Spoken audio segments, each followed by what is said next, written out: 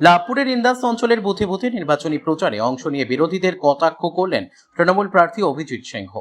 লাভপুরের ইন্দাস অঞ্চলে সোমবার সকাল থেকে দুপুর পর্যন্ত ছিল নির্বাচনী প্রচার ও জনসংযোগ। এদিন সেখানেই অংশ নেন লাভপুরের তৃণমূল প্রার্থী অভিজিৎ সিংহ। তিনি এদিন প্রথমেই দোনাইপুর কালী মন্দিরে পুজো দিয়ে নির্বাচনী প্রচার শুরু করেন।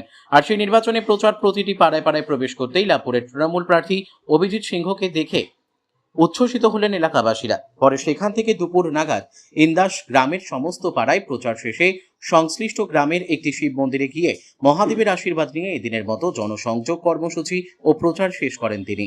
তৃণমূল প্রার্থী অভিজিৎ সিংহ বলেন, সারা বছর বিরোধীদের দেখা নেই, ভোটের সময় এলেই তারা এলাকায় ভোট চাইতে চলে আসে। কিন্তু ইন্দাস অঞ্চলের মানুষ বুঝে গেছেন সারা বছর তাদের পাশে সবসময় মুখ্যমন্ত্রী মমতা বন্দ্যোপাধ্যায় পাশে থাকেন।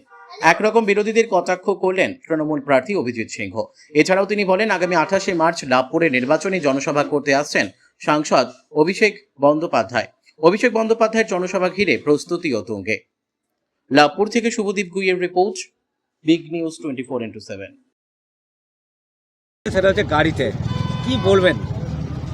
দেখুন, আমার 17টি অঞ্চল একবারে এই ধারে শুরু হচ্ছে হাটকালুয়া, মানে ওধারে কেতুগ্রাম এবং এদিকে বড়োয়া, মানে মুর্শিদাবাদ এবং বর্ধমানের একবারে গা, মানে সেই কুটিসাঁকো পেরিয়ে হাটকালুয়া থেকে শুরু, মানে জামনা অঞ্চল।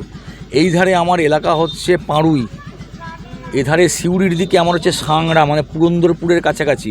এই ধারে নদীর পাড় মিরবাঁধ, আর এই ধারে প্রায় বোলপুরের কাছাকাছি বিপ্রচিপুরি, মানে কঙ্কাজলার কাছাকাছি। তাহলে আপনি বুঝতে পারছেন আমার এলাকাটা কোন দিক দিয়ে কত বড়।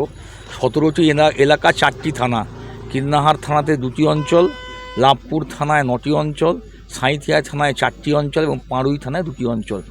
তাহলে এই এত বড় এলাকা সকাল থেকে বেরিয়ে রাত্রি পর্যন্ত যাচ্ছে, কারণ মানুষের প্রচণ্ড আবেগ।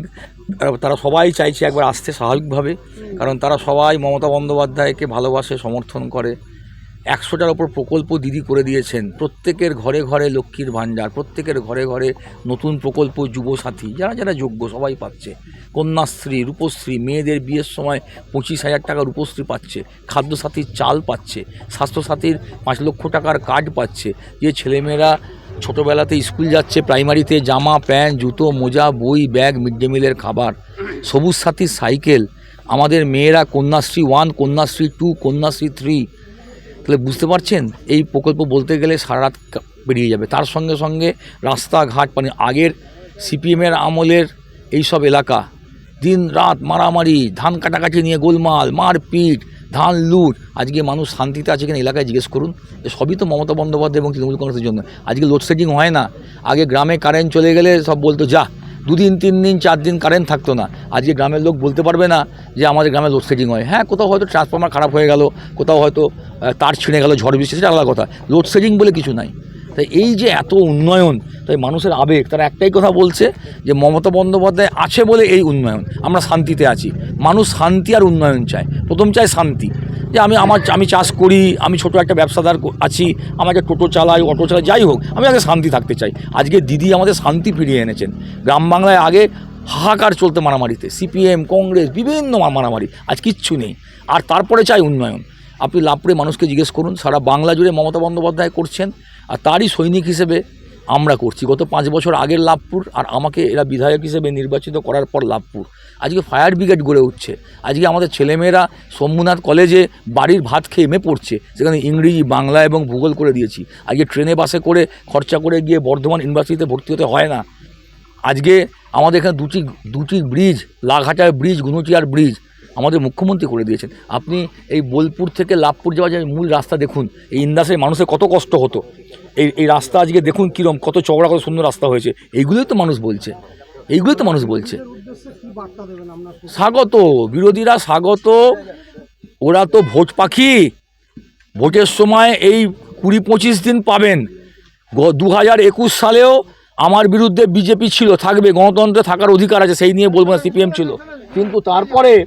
কিন্তু তারপরে এই 5 বছর কোনো বিরোধী দলকে এই এলাকার মানুষ দেখেছে কিনা জিজ্ঞেস করুন না। ভোট আসে তখন আসবে, এসে ভোট চাইবে, চাইতে পারে, গণতন্ত্রের অধিকার আছে। তারপরে কোথায় যায়? এই এলাকায় বান বন্যা, এই যে এই এলাকার কৃষকরা পোকাতে ধান মরে গেল, একবার বিজেপির কোনো নেতা এসে খবর নিয়েছে?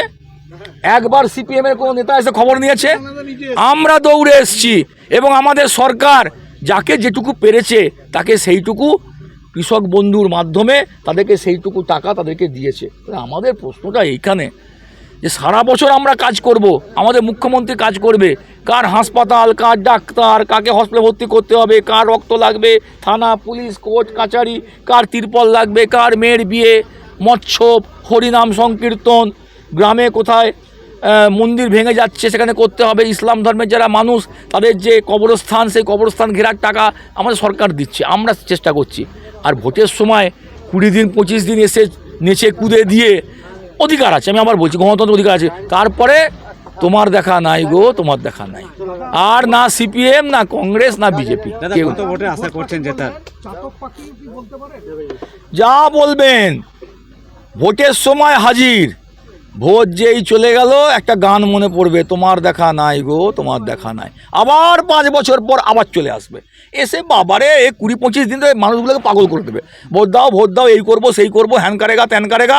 তারপর যেই ভোট শেষ, কে বাঁচলো, কে মরলো, কার অসুখ, কার রক্ত লাগবে, কাকে হাসপাতালে ভর্তি করতে হবে, কাকে বর্ধমান ট্রান্সফার করেছে, কাকে পিজি ট্রান্সফার করেছে, খবর নেবে না, তাকিয়ে দেখে না মানুষকে, মানুষ বলে মনে করে না।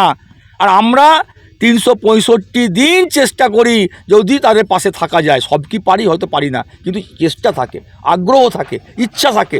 আর এরা ভোট ছাড়া এদের কোনো ইচ্ছা নেই।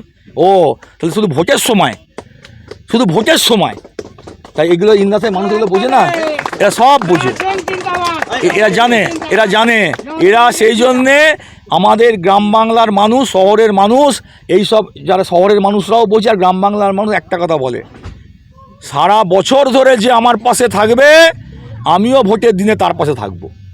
সারা বছর ধরে যে আমার পাশে থাকবে না, ভোটের দিনে আমিও তার পাশে থাকবো না। সে দেওয়াল লিখুক আর পতাকা টাঙা সে করতে পারে, কিন্তু সারা বছর যে আমায় দেখবে আমিও ভোটের দিন তাকে দেখব। সারা বছর ধরে মমতা বন্দ্যোপাধ্যায় দেখে, লক্ষ্মীর ভাণ্ডার দেয়, বিনা পয়সায় চাল দেয়, যুবশ্রী দেয়, যুবসাথী দেয়, কন্যাশ্রী দেয়, বিয়ের সময় রূপশ্রী পয়সার টাকা দেয়, সবুজ সাথী সাইকেল দেয়। মানুষ ভোটের দিন মমতা বন্দ্যোপাধ্যায়ের পাশে থাকবে, জোড়া ফুলের পাশে থাকবে।